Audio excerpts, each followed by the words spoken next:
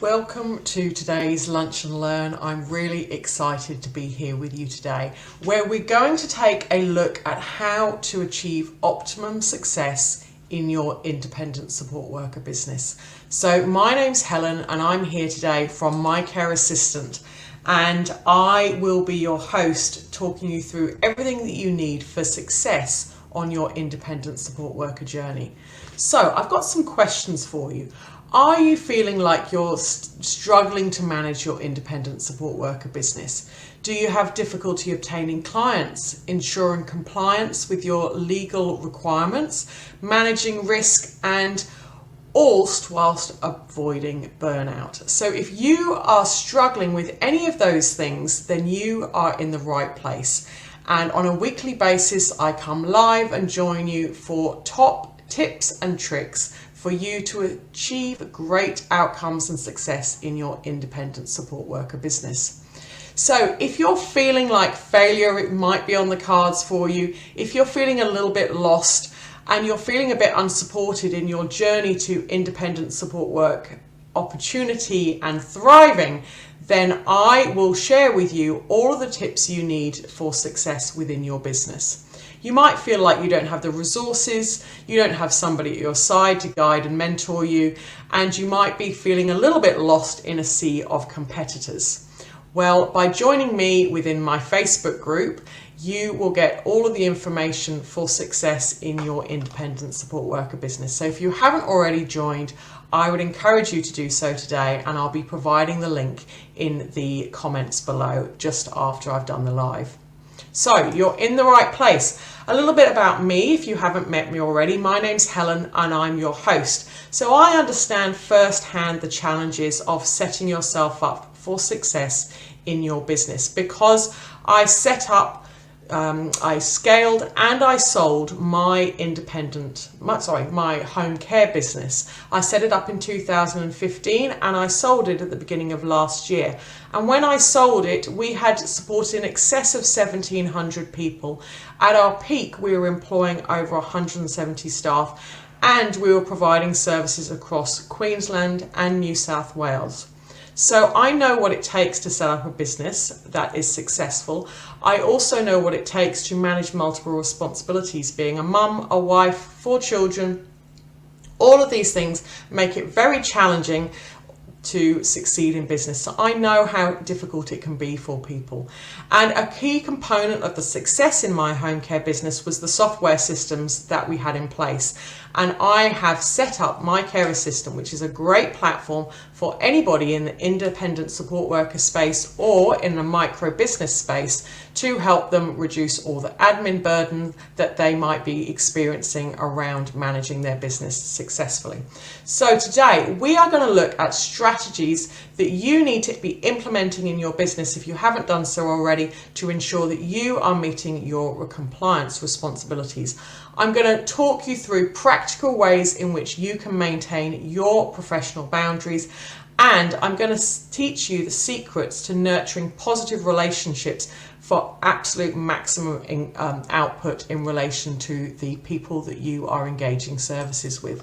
So let's start by reviewing what happened and what's been happening recently. You may be aware or you may be concerned about the changing landscape in relation to NDIS. So the review that happened at the end of last year highlighted a number of key concerns, and we still don't know exactly what's going to be happening in the space, but I know a lot of people are concerned about what the landscape might look like if registration was going to come into play. So I will help you in this live today and through future lives to make sure that you do everything you possibly can whilst we're waiting to hear what's happening in the coming months. Many support workers are feeling burnt out at the moment, and this is what came out of the review at the end of last year. There's an overwhelm in the disability sector and people are leaving in droves. So that's actually one of the reasons why I set up this business, because I want to ensure that everybody who is working in the sector is set up for success. They avoid burnout and they are the best version of themselves in their business. So I do that by providing education and information like this. So one of the key things that came out of the review at the end of last year was that the worker screening processes needed to be working better across the care sector. It also came out by saying that online training and education to ensure that workers understood their obligations and had more opportunities to progress in their career was something that was a priority. And it wants to ensure that the quality services that are being provided are of an optimal level. So it wants to make sure that there is absolute quality service provision that is happening in the space around care at this moment in time and into the future.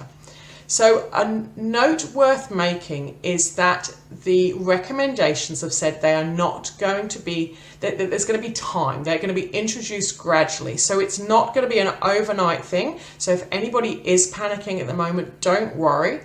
But if you join my group, then I will be keeping you up to date with all of the changes as and when they occur so that you are prepared and you can spend the time focusing on your care business and growing it successfully.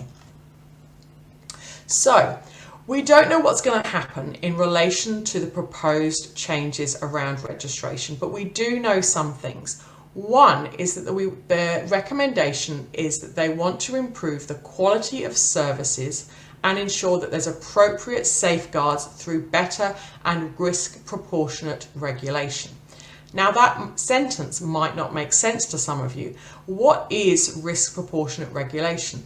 Well, what they're talking about is actually banding risk across 4 levels. But really, if I break it down into simple terminology, risk proportionate regulation really means, are we keeping participants safe and are we keeping our workers safe? And are we managing that in ways that relate to the level of risk within that business? So what is being proposed is 4 different registration levels. And hopefully in the coming months, maybe, we don't know with the NDIS, they might wait till the 12th hour, we might be hearing a little bit more about what those 4 levels might be. So, if you haven't done so already, or if you are considering becoming an independent support worker, I'm going to give you the tips you need to ensure that you are prepared to provide quality services. Now, number 1 is I would hope and expect that you have some level of qualification or at a minimum experience working in the sector as a starting point. You need to know that you are able to provide quality services to the people that are receiving the care from you. There is an expectation and requirement that you complete the NDIS worker orientation module. If you haven't done that already, I would encourage you to get that done as soon as possible. It is completely free and I will be providing links in the comments below if you haven't already signed up and completed that worker orientation module. You must get that done as a priority and you will get a certificate to demonstrate that you have achieved that and you have completed that, that bit of e-learning. There's also modules around e-learning around effective communication, and I would very much encourage you to also do that module as well. So the link gives, I think there's about 3 or 4 different types of e-learning that the NDIS provides that just takes a few hours of your time. It covers all the key components in relation to risk. It talks about your obligations in relation to code of conduct, and it helps and educates you around areas such as improved communication, meal preparation, and all of the things that you need to be ensured that you have the skills to provide effective and safe services to the people who you are working with. Now, my top tip is to store all of that information so that if in the future you are required to provide that information, you have it safe and by hand. So we have got My Care Assistant. My Care Assistant is a platform that's set up to support you on your independent support worker journey. So I'd encourage you to set yourself up with an account today for free and start using My Care Assistant in your business, because not only will it be a place for you to store your information, you will also be able to manage your diary. You'll be able to manage information with regards to the participants you support. So you can go in, you can set yourself up with an account, you can put all the information in about the people you're supporting, you can put all of the key documents relating to them, you can put service provision in, you can manage risks and manage your everyday administration in relation to services. You can also store all of your key documents in there, and you can easily record progress notes, case notes, and all the information you need. So when it comes to that plan review time, you have all the information at hand to be able to provide, to demonstrate the great outcomes you have provided to the individuals you support. Now, the other key area in relation to providing quality services is ensuring that you are set up with your own policies and procedures in place. So you need a policy that covers what you are doing to ensure you are providing quality services. It not only helps you ensure that you're setting boundaries and you're setting yourself up for success, but it also helps you align with your clients because they then understand what's expected of them. You're clearly outlining the responsibilities in relation to what you will be doing and responsibilities in relation to what the participant is going to be, what's expected of them as well. So you need to be clearly outlining these things in a company policy or such. So you might call it a handbook, but really you want to be talking about all of the things you are doing to provide a quality service. So these are, as I've suggested, rights and responsibilities. How are you going to be maintaining the privacy of information? What can individuals do if they want to complain about your services? These are the minimum requirements you need to ensure you are setting yourself up for success. You need to have this information to hand to be successful and compliant in your business. And you need to be talking about how the service provision will be happening. So my recommendation to you is to make sure you are set up with a service agreement which has got that key information. What scope of service are you going to be providing? What is the cost of services you're going to be providing to that individual? And how they can cancel those services with you if they wish to cancel them. So that is my absolute minimum in relation to providing quality services and maintaining professional boundaries. Because if you put the key information about when you're available in relation to communication as an example, then you're not going to get burnt out with an individual who's trying to contact you 24/7.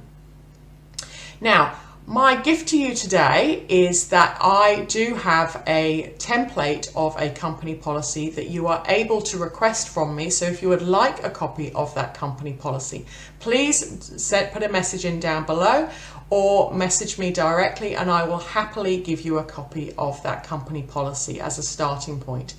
If you would like to get started with my bundle today, I've got a Get Set Support Worker bundle, which has got the company policy. It's also got a service agreement for you, and it's also got an emergency management plan. So that is just $49 plus GST. I will put the comment in the comments below. I will put that link if you would like to find out more with regards to that Get Set pack, because that is what you need as an absolute minimum to set yourself up as a successful independent support worker at this moment in time. So those are my top tips for today. So make sure you have done the minimum in relation to your qualifications and requirements. Make sure, oh, the other thing I forgot to mention as well is to make sure that you have got that worker check in place as well, and store that worker check on in your My Care Assistant account is my recommendation. But make sure you have that card that is available to show anybody at any time. So by having the card in place, by having yourself set up with all of your information about you and your services, and by making sure that you have as a minimum those certificates to say that you have done your worker orientation module, you are set up for success. These are my key things today to talk about, and the focus today is about compliance and making sure that you are working safely with participants that you're supporting. But please join me in future weeks if you're looking to learn about how to grow your independent support worker or micro business, because I have lots of tips and tricks in relation to growing and thriving in your business. So I hope you all have a great day, have a lovely rest of your Thursday, and I look forward to catching up with you next week. Take care. Bye-bye.